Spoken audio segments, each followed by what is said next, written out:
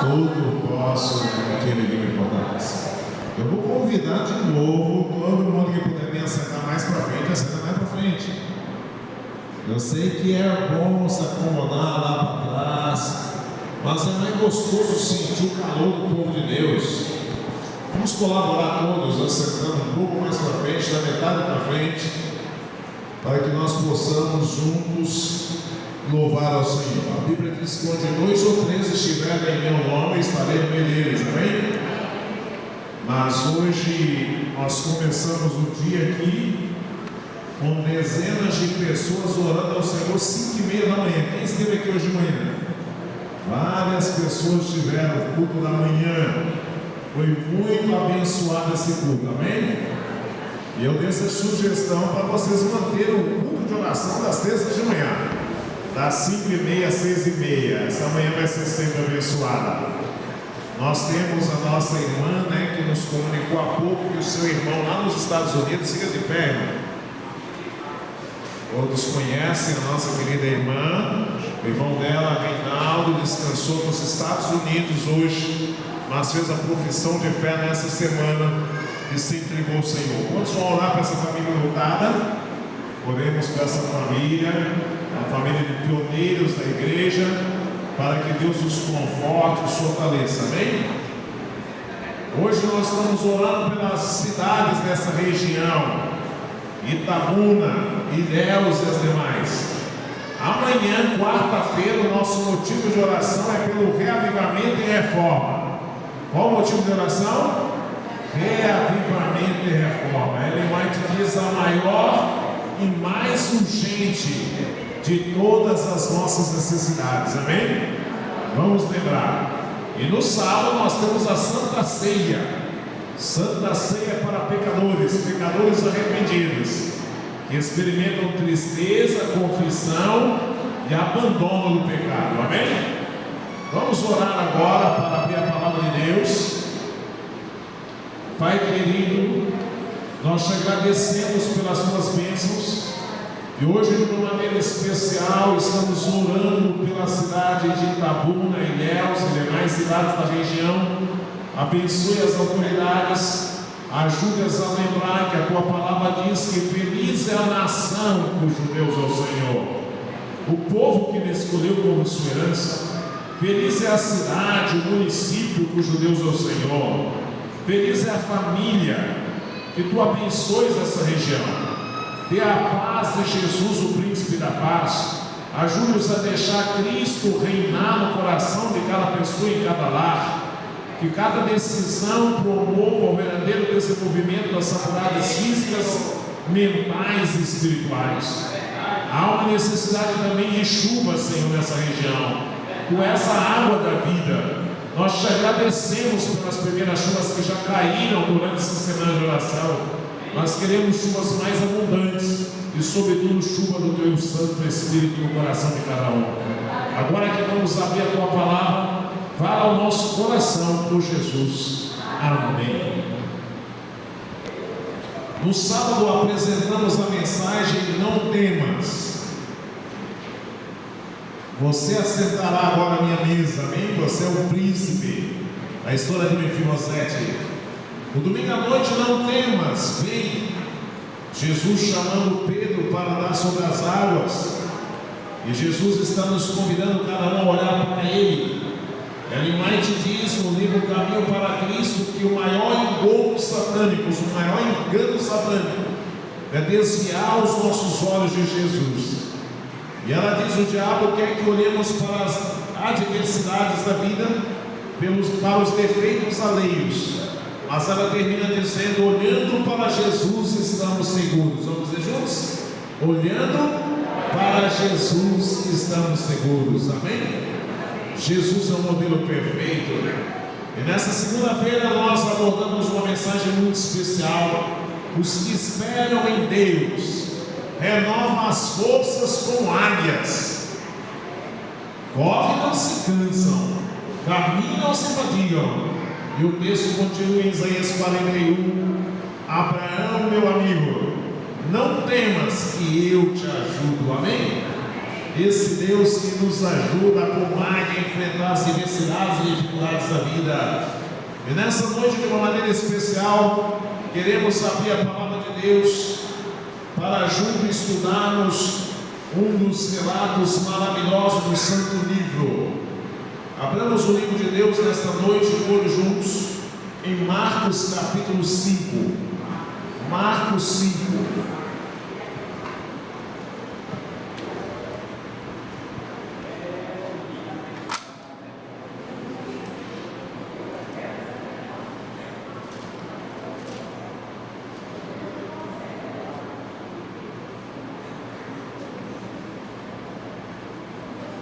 Quem já achou, diga amém. Nesse relato de Marcos 5, nós temos alguns textos e narrativas bíblicas interessantes. Vamos começar lendo o capítulo 1.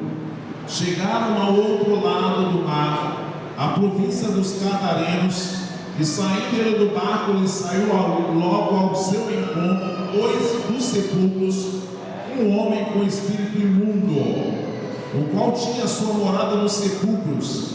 Nem ainda com cadeias o podia alguém prender, porque tendo sido muitas vezes preso com grilhões e cadeias, as cadeias foram por ele feitas em pedaços, e os grilhões em migalhas, e ninguém o podia lançar, e andava sempre de dia e de noite, clamando pelos montes e pelos sepulcros e ferindo-se com pedra. E quando viu Jesus ao longe, correu e o adorou.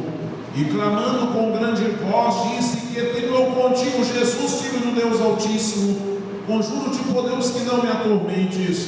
Porque ele dizia: sai deste homem, espírito imundo. E perguntou-lhe: qual é o teu nome? Ele respondeu dizendo: Legião é meu nome, porque somos muitos. E rogava-lhe muito que não lhe enviasse para fora daquela província. Marcos 5,11. Andava-lhe passando no monte uma grande manada de porcos, e todos aqueles demônios lhe rogavam, dizendo: manda-nos para aqueles porcos, para que entremos neles. E Jesus logo lhe permitiu. E saindo aqueles espíritos imundos, entraram nos porcos, e a manada se precipitou no despenhadeiro do mar. Eram quase 2.000, e afogaram-se no mar. Os que apacentavam os porcos fugiram, e anunciaram na cidade e nos campos, e saíram muitos a ver o que era aquilo que tinha acontecido. E foram ter com Jesus, e viram o endemoniado, que tivera a legião, assentado, vestido em perfeito juízo, e temeram. E os que aquilo tinham visto contaram-lhe o que aconteceu ao endemoniado e acerca dos porcos, e começaram a rogar-lhe que saísse dos seus termos.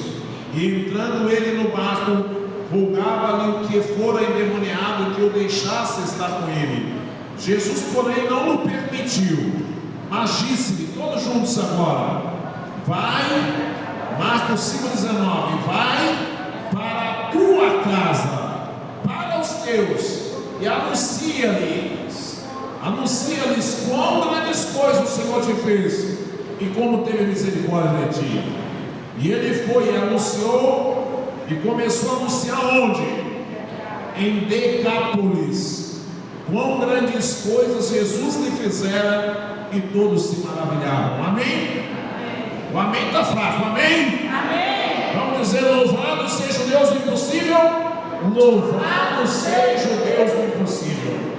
Queridos amigos, Jesus chega em Gadara, e naquela região agora ele, logo na recepção, imagine, você chega na igreja, alguém te recepciona.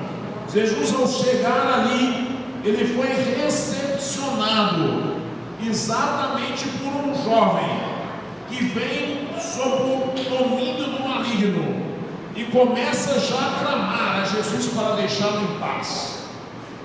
Que história é essa?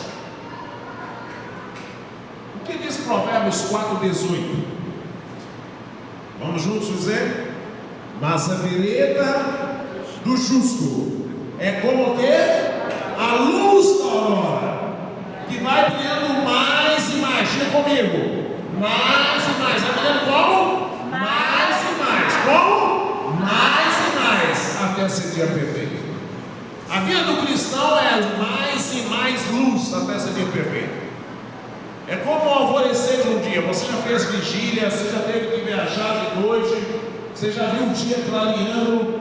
Parece que as telas ficam quase apalpáveis quando o dia está para clarear. A quarta vigília da noite de Mateus 14, nós vimos no momento mais escuro da noite, Jesus vem andando em cima da água. Mas agora atenção, a vida do ímpio é como o pôr do sol. A do cristão é como o amanhecer do dia. A do ímpio é como o pôr do sol.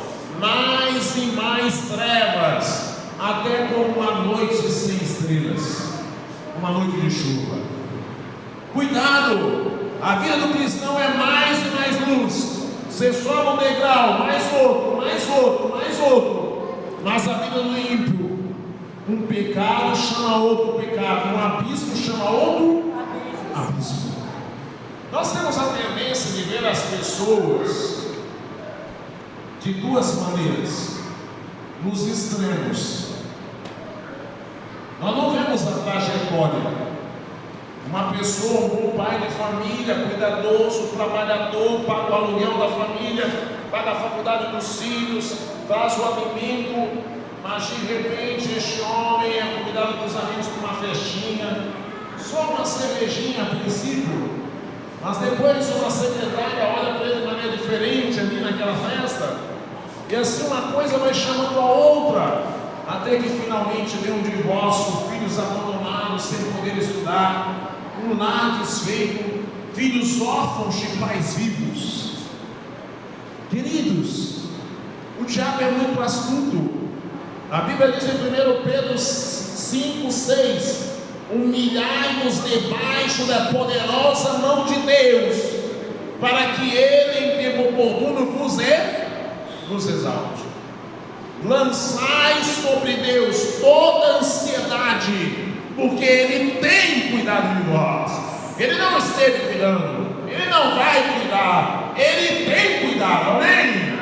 A despeito da circunstância, a despeito das condições, a despeito daquilo que você vê, Deus te carrega nos braços, como diz a poesia pregada esta linha.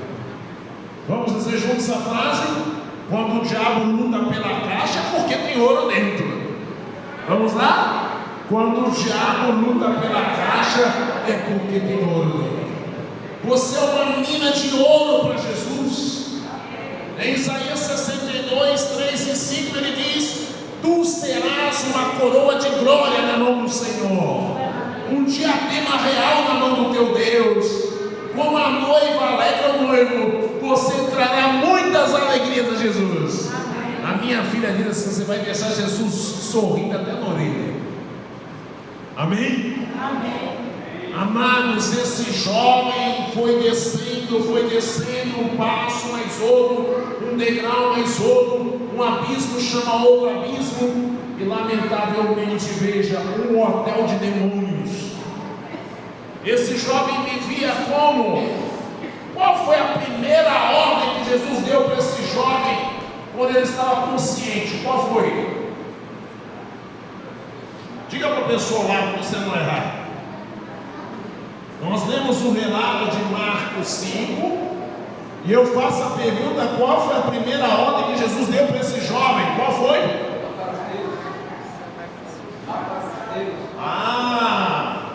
Depois que Jesus transformou a vida dele, ele pôs o pé assim, ó, e disse: eu quero ir contigo no barco, Jesus. Eu quero ser mais um papacemão, Jesus. E Jesus disse para ele: o que, jovem? Que pedido bonito, né? Ele queria ser um discípulo, ele queria aprender na faculdade de Jesus. Ele teve um encontro relâmpago com Cristo. Mas Jesus, ele veio já o menino com o pé assim no ar para entrar no barco. Jesus disse: vai, volta para tua casa e conta aos teus o que o Senhor fez por ti. Amém? Amém. Eu gostaria tanto que todos assentassem bem na frente hoje, pois o que eu tenho para falar é muito sério. Amigo, a primeira ordem que Jesus deu para esse jovem foi: vai e volta para tua casa. Tem havido um movimento terrível no mundo de homens, mulheres, jovens abandonando o lar.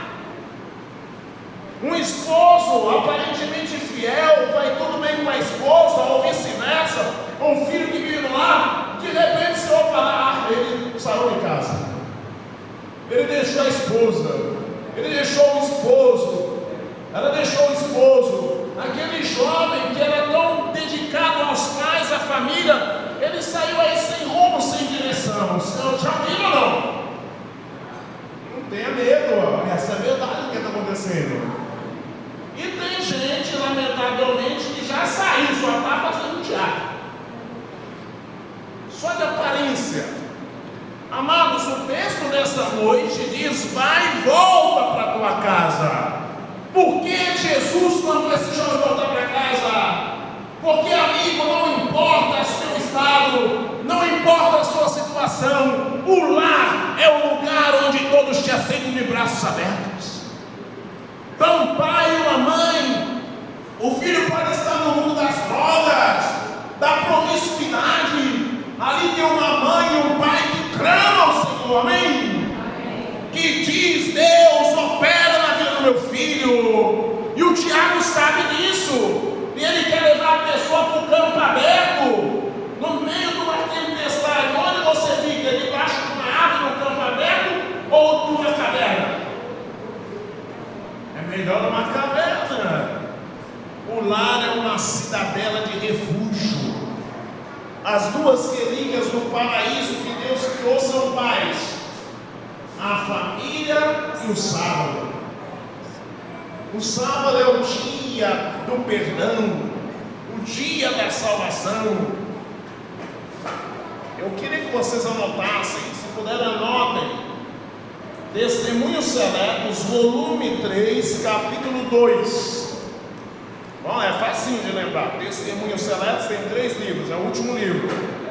Volume 3, capítulo 2. O que diz o capítulo? A observância do sábado.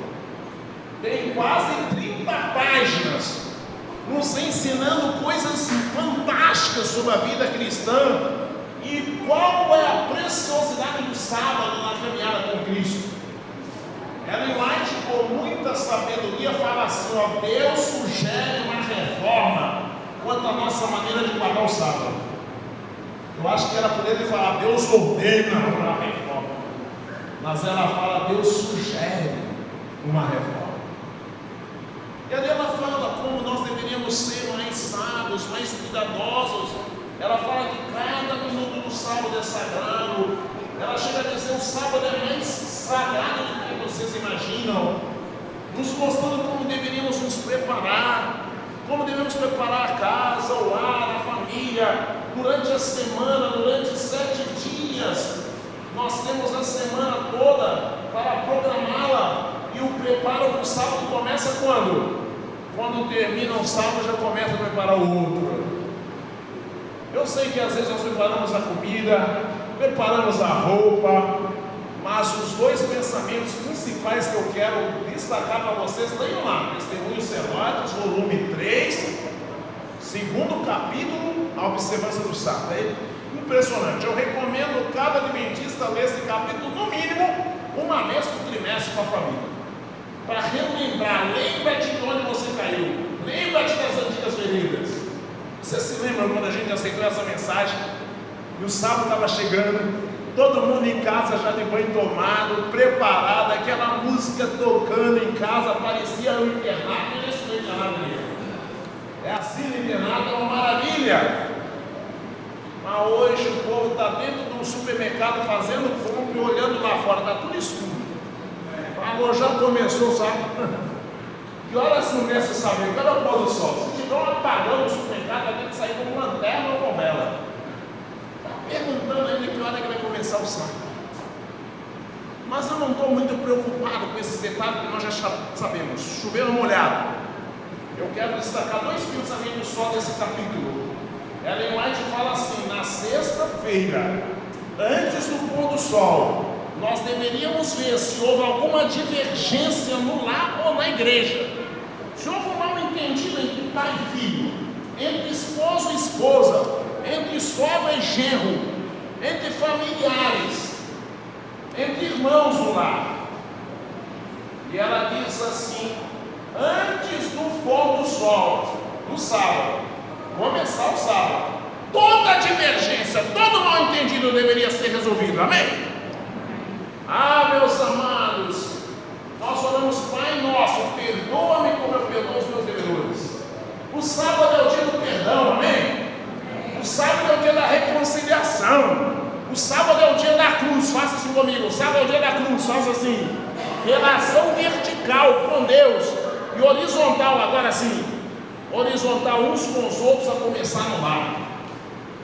Quantas das vezes o esposo e esposa, o pai e o filho, pai e filha, irmãos no lar, e nós vamos arrastando essas dificuldades de uma bola de neve.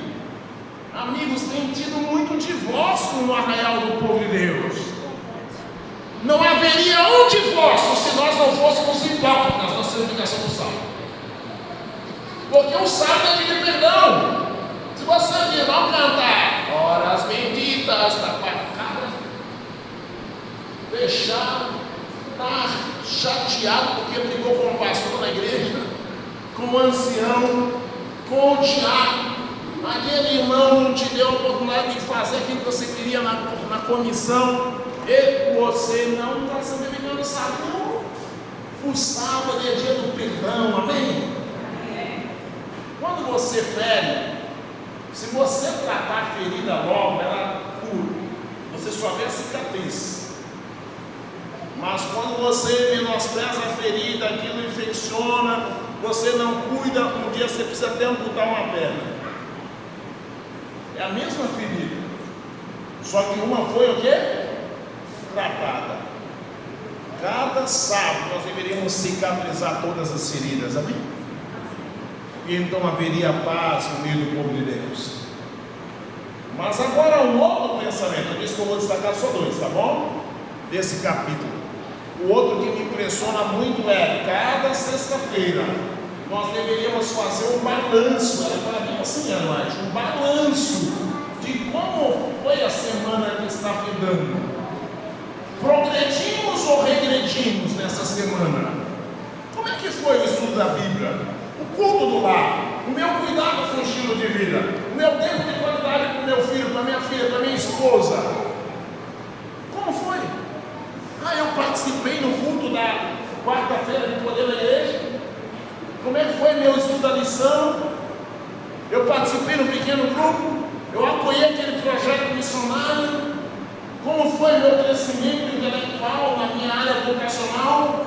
Nós deveríamos fazer um balanço.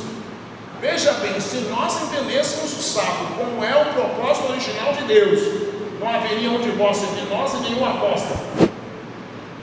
Porque antes que a pessoa se apostasiasse, caísse do primeiro amor, ele ia despertar dizendo: não, já tem 2 semanas que eu não estudo a lição. O culto do meu lar essa semana toda eu não tive tempo com meus filhos. O que adianta dar o mundo inteiro e perder a salvação? A primeira ordem de Jesus foi: vai e volta para a tua casa.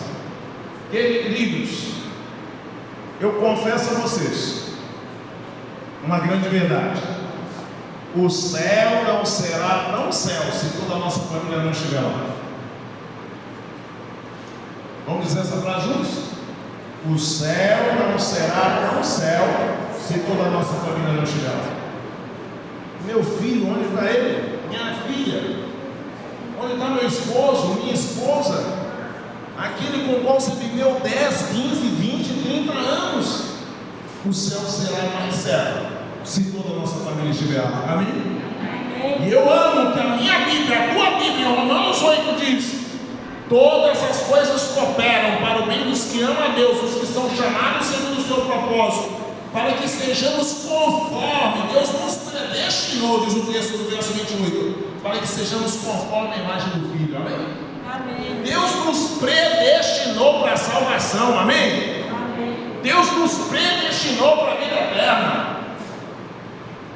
Nós vamos fazer um empréstimo amanhã no banco, tá bom?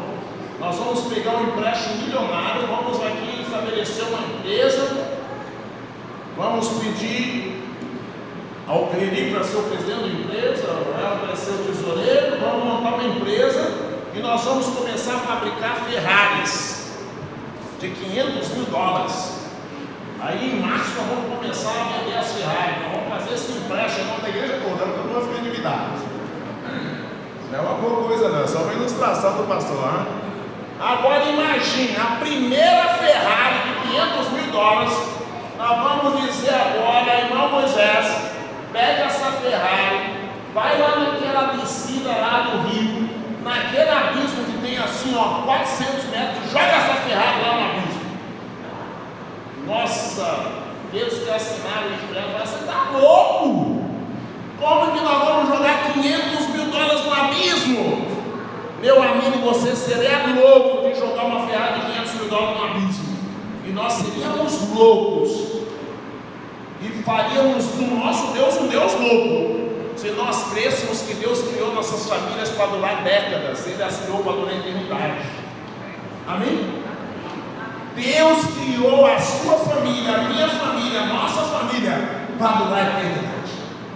Por favor, olhe por mim como pai, sacerdote do lar, para minha esposa, meus filhos. Eu digo meus filhos, mas eu sempre disse com a minha esposa: os filhos não são nossos, são emprestados. Tem gente que fala: o meu carro, a minha casa.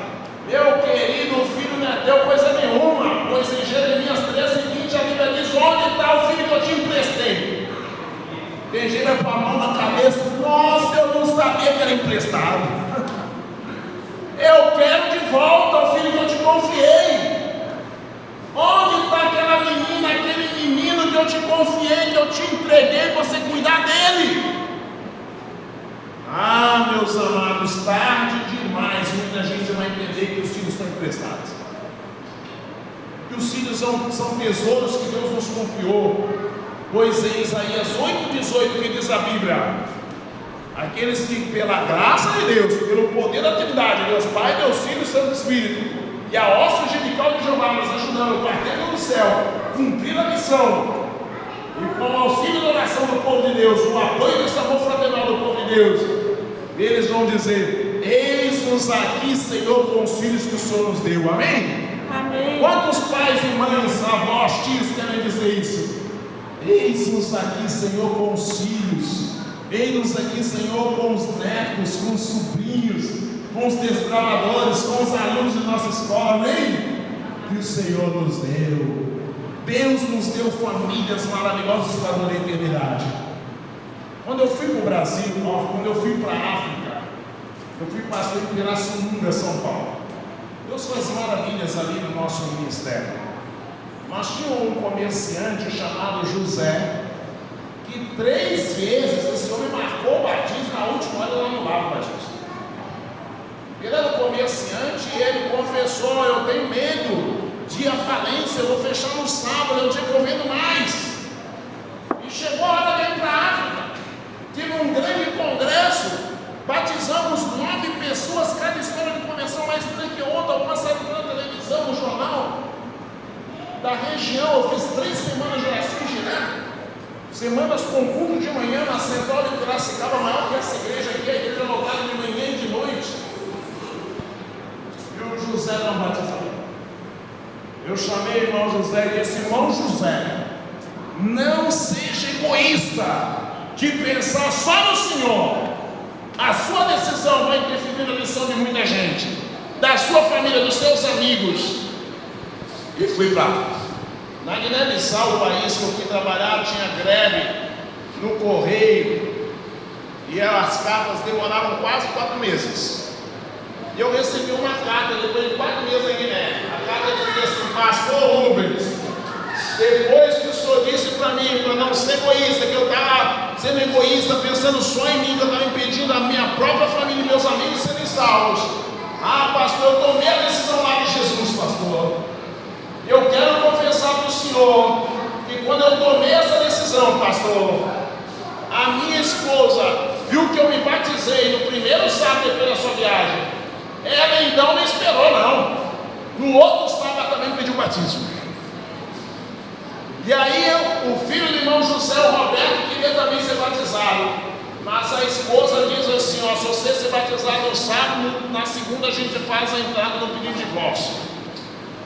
Com um bebezinho, um casal recém-casado, ele ficou abalado, mas a igreja muito sábia foi fazer evangelismo infantil na garagem da casa deles. E ela vinha trazer o bebezinho para assistir, e ela que acabou se convertendo, e ela que primeiro pediu, eu que vou me batizar agora, e ele falou, então vamos batizar juntos.